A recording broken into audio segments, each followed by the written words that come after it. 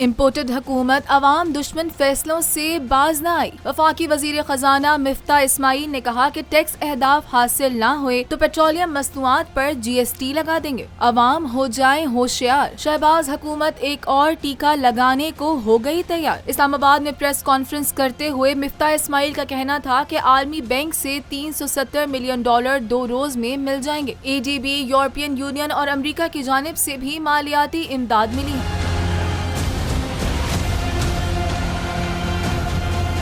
IMF سے بات ہو چکی ہے، ٹیکس اہداف حاصل نہ ہوئے تو ہمارے پاس کوئی اور راستہ نہیں، ہم مجبور ہو جائیں گے، پیٹرولیم مصنوعات پر GST لگانی پڑے گی۔ مفتاح اسماعیل کا کہنا تھا کہ مئی کے فیول ایڈجسٹمنٹ کے چارجز اگست کے مہینے میں آئے ہیں۔ مہنگے فیول کے باعث مئی میں بجلی بہت زیادہ مہنگی بنی تھی۔ انہوں نے کہا کہ 55% یعنی 1,71,00,000 صارفین سے یہ فیول ایڈجسٹمنٹ چارجز نہیں لیے جائیں گے۔ مئی میں جن لوگوں نے بجلی 200 یونٹ سے کم استعمال کی، ان کے بل ٹھیک کر کے دوبارہ بھیجے جائیں گے۔